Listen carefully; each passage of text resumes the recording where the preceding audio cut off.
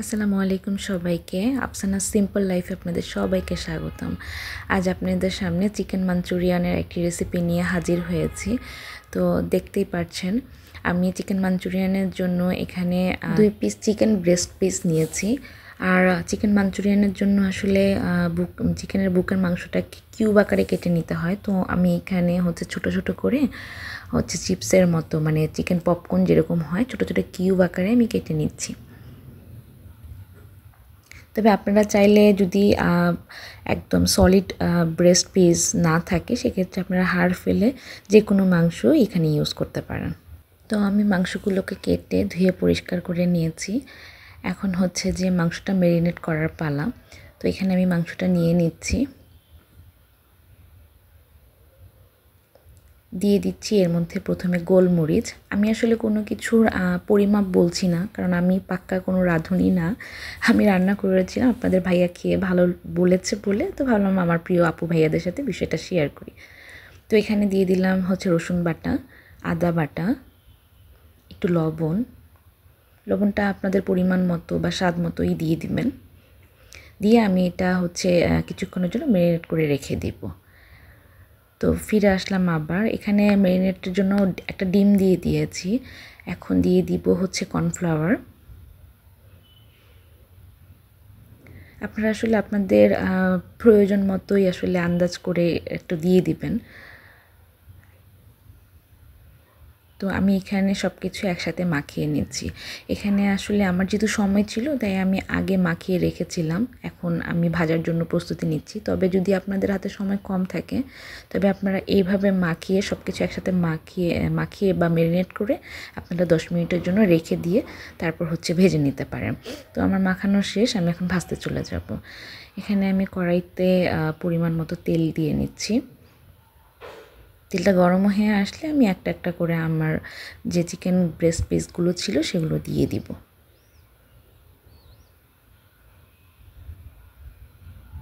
চেষ্টা করবেন একটু জায়গা করে করে ব্রেস্ট পিসগুলো ভাজার, না হয়তো দেখা যাবে একসাথে লেগে যাওয়ার একটা সম্ভাবনা থাকে।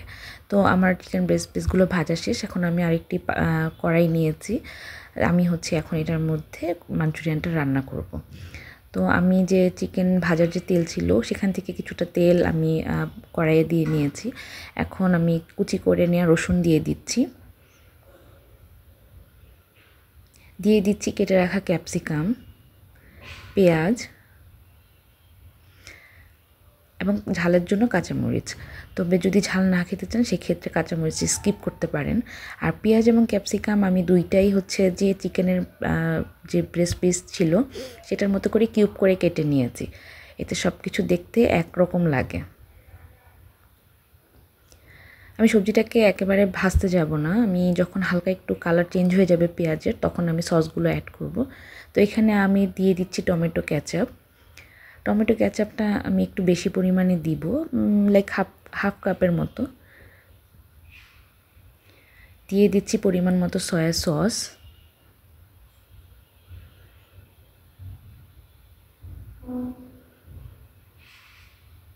তারপর দিয়ে দিচ্ছি ভিনেগার বা সাদা সিরকা।